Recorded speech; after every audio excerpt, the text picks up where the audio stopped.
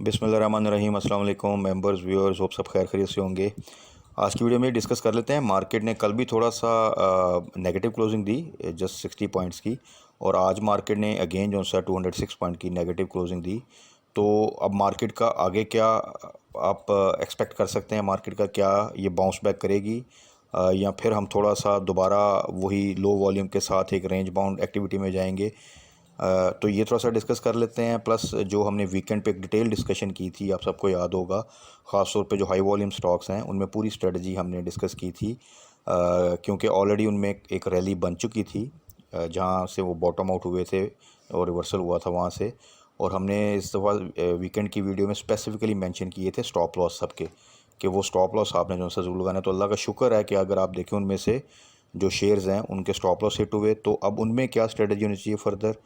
और क्योंकि वो तो हमने एक जिनके भी स्टॉप लॉस हिट हुए होंगे, जिन्होंने स्टॉप लॉस लगाए होंगे, वो उन्होंने एक प्रॉफिट गेन किया होगा डेफिनेटली। तो अब फर्दर उसमें क्या स्ट्रेटजी है, ये थोड़ा सा डिस्कस कर लेते हैं। प्लस मार्केट के हवाले से, तो सबसे पहले तो मार्केट के हवाले से ये देखें, 206 नेगेटिव क्लोजिंग दी मार्केट ने।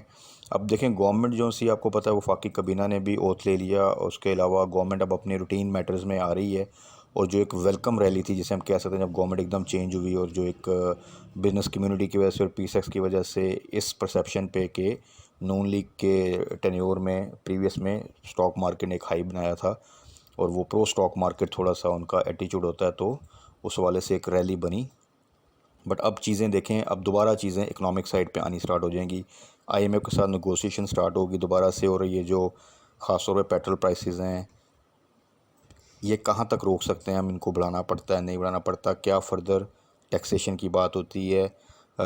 आई थिंक इलेक्ट्रिसिटी की प्राइसेस ऑलरेडी जो सी है वो इंक्रीज़ हो चुकी हैं। नोटिफिकेशन आ गया उसका, यहाँ शायद वो अंडर कंसिडरेशन है। तो ये तमाम चीज़ें अब इकोनॉमिक साइड पे आना स्टार्ट हो जाएंगी। प्लस पॉलिटिकल साइड पे देखें, अभी इमरान खान का जो है वो जलसा होगा लाहौर में, और 21 को, और रोज़ों में तो आई थिंक कोई ऐसा सच हलचल नज़र नहीं आएगी। बट उसके बाद अगर ये मोमेंटम गेन करते हैं और उसके बाद रोज़ों के बाद कोई कॉल धरने की या लॉन्ग मार्च किस तरह की आती है और उस वक्त इकोनॉमिक साइड पे क्या सिचुएशन होती है, तो वो चीज़ें तब फिर उसके अकॉर्डिंगली जो है हम अपना जो है एनालिसिस कर सकते हैं। सो राइट नो थोड़ा सा मार्केट कल और आज करेक्ट कर चुकी है। तो होपफुली कल के लिए मार्केट जो है उसमें पोटेंशियल है कि वो बाउंस बैक करे। कल भी अगर देखा जाए तो मार्केट ने 200-300 पॉइंट नेगेटिव क्लोजिंग ही देनी थी, बट सिर्फ ऑयल सेक्टर, जिसमें ओजीडीसी, पीपीएल, पीओएल वगैरह ने एक अच्छा जो है वो सपोर्ट दी मार्केट को, जिसकी वजह से मार्केट की जो क्लोजिंग है वो इतनी ज़्यादा बुरी नहीं आई। बट आज क्योंकि वो सपोर्ट नहीं थी, तो मार्केट ने फिर 206 पॉइंट की जो है वो negative closing the. But at the same time ये कोई इतनी वरी वाली बात नहीं है, बिकॉज के एक 3000 से ज़्यादा की जो एक रैली बनी है पॉइंट्स की, उसमें मैंने बताया ना कि अगर 600-700 बल्कि 1000 पॉइंट की भी करेक्शन होना, it's not a big deal. But hopefully ऐसा नहीं होगा और मार्केट इंशाल्लाह ताला बाउंस बैक करेगी और रिकवरी फेज़ में आएगी, और वही चीज़ें दोबारा आस्ता आस्ता एक मोमेंटम में मार्केट चलेगी इंशाल्लाह ताला, अपने आप को एडजस्ट करते हुए। तो उस पूरे सिनेरियो में हमारी स्ट्रेटजी जो सी है वो यही होनी चाहिए कि जो चीज़ हमने एवरेज की थी उसमें देखें, मैंने इसीलिए कहा था कि उसमें प्रॉफिट टेकिंग करें या स्टॉप लॉस करें। तो जिन्होंने प्रॉफिट टेकिंग की, वेरी गुड, उन्होंने प्रॉफिट सिक्योर किया। अब उनके पास कैश इन हैंड है, तो वो हम डिस्कस कर लेंगे क्या क्या चीज़ें उसमें बाई करनी चाहिए। और जिनका स्टॉप लॉस हिट हुआ उनके पास भी अब कैश सिक्योर है और उनका भी पॉजिटिव साइड पे ही उनको एक प्रॉफिट हुआ होगा। ज़ाहिर बात है, जो चीज़ें एवरेज की थी उससे तो अच्छी खासी एक रैली बनी थी इन तमाम चीज़ों में। तो टाइमली प्रॉफिट टेकिंग या स्टॉप लॉस की जो स्ट्रेटजी है, ये हमेशा आपको जो है वो बेनिफिट दे के जाएगी। तो इसी को फ्यूचर में भी इम्प्लीमेंट करते रहिएगा, तो आप हमेशा जो है वो किसी किस्म की स्टक होने की सिचुएशन से बच सकते हैं। प्लस एक प्रॉफिट भी साथ साथ आप सिक्योर कर सकते हैं। तो अब आ जाएँ, थोड़ा सा डिस्कस कर लेते हैं वो स्टॉक्स को। उसमें सबसे पहले तो टेली जी, टेली को आपको पता है कि इसका 16 का स्टॉप लॉस था और इसने 16 को ब्रेक किया लास्ट वीक में। और अभी ये जो सा है आप देखें तो 15 से नीचे जो सा है वो आया हुआ है। तो अब इसको बाय कहाँ पे करना है? देखें, इसमें न्यूज़ ओके हैं। जो इनका आईपीओ सुपरनेट का उसका जो फाइनेंशियल बेनिफिट है हमने डिस्कस किया था, वो भी ऑब्वियसली इनकी ईपीएस में आएगा। सो अगर ये आपको 14 से नीचे मिले तो वेरी गुड। एक्चुअली तो बाइंग रेंज वही बनती है 14, 13, 12। बट जो इसकी आज की मूवमेंट देखा जाए तो मेरा ख्याल है कि ये 15 से बिलो 14 के दरमियान सस्टेन कर रहा था, आज काफ़ी अच्छा जो सा ये मैनेज कर रहा था। तो कल अगर आपको डिप में ये मिलता है बिटवीन 14 टू 14.5 किसी जगह रेंज में, तो आप वहाँ पे इसमें दोबारा एंट्री ले सकते हैं।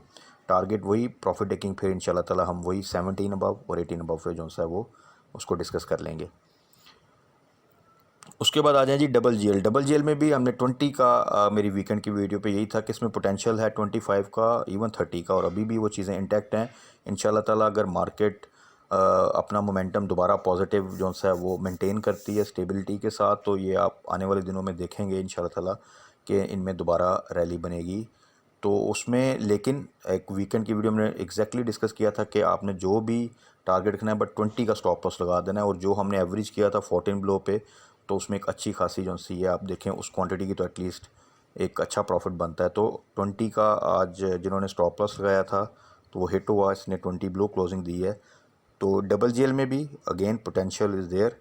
कल मार्केट में अगर ये डिप लेता है तो वहाँ पर आप इसको बाय बैक कर सकते हैं, और फिर इसी तरह आप जब ये 1-2 रुपये की रैली बनाए तो वहाँ पे फिर हम अपना स्टॉप लॉस जो सा अपनी बाइंग प्राइस पे लगा देंगे।